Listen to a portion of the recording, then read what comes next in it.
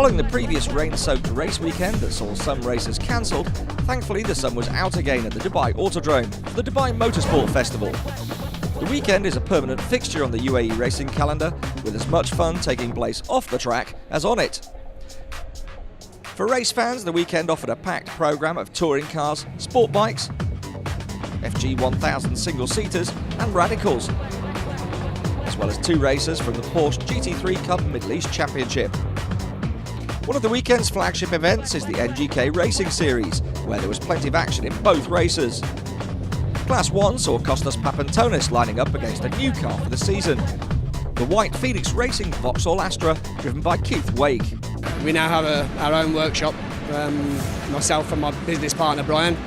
It's Brian's car, it's not mine. It does not the company's, are his cars, but we just felt somebody needed to get out there and drive it, and we've been threatening for the last couple of rounds, but everything's come together for this one, so it's just good to have it out, and nice to see I'm actually not that far off the pace.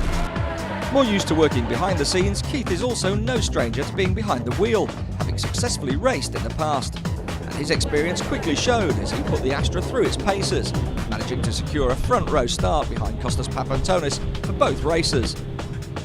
Not far behind these two, and the Class 2 cars were once again very closely matched during qualifying.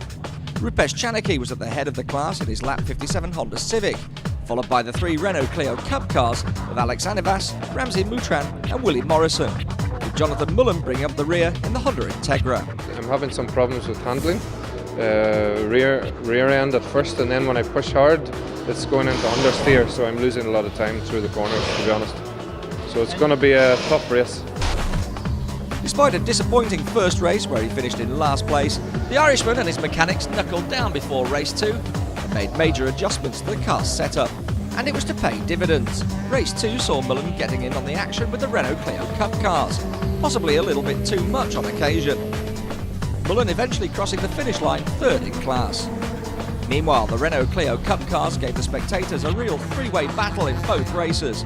Willie Morrison, who is still only in his 2nd season of racing, showed he was more than capable of putting the pressure on his championship competitors. With all 3 cars identical in every way, Morrison was always in contention for a podium spot in Class 2. And it was only a matter of timing that saw him just squeezed out by the more experienced racers, Ramsey Moutran and Alex Anivas. That's how racing should be. I don't know, I think Julian said there was maybe half a second, 0.3 of a second on each lap between the 3 of us, so it's what it's all about. I'm still trembling, but good fun, great fun.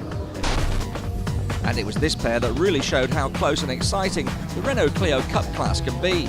In both race 1 and 2, Moutran and Anivas jockeyed for the lead on every lap, swapping the lead several times. And it couldn't have been a fairer result on the day, with Anivas taking the win in race 1 and Moutran sealing victory in race 2.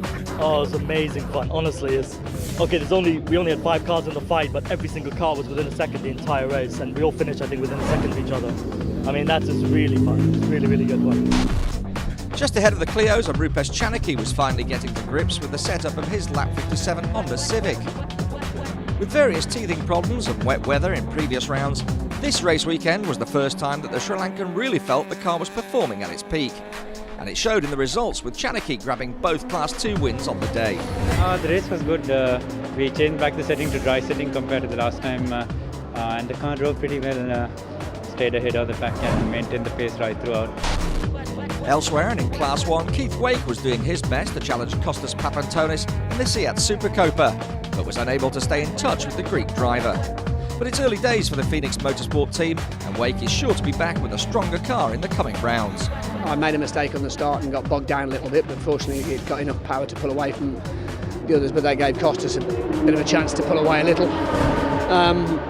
And it took me a couple of laps to get back into it, in fairness, and then as I started to put, I think, my quickest lap in after that, then the clutch started slipping, so we got some work to do tonight.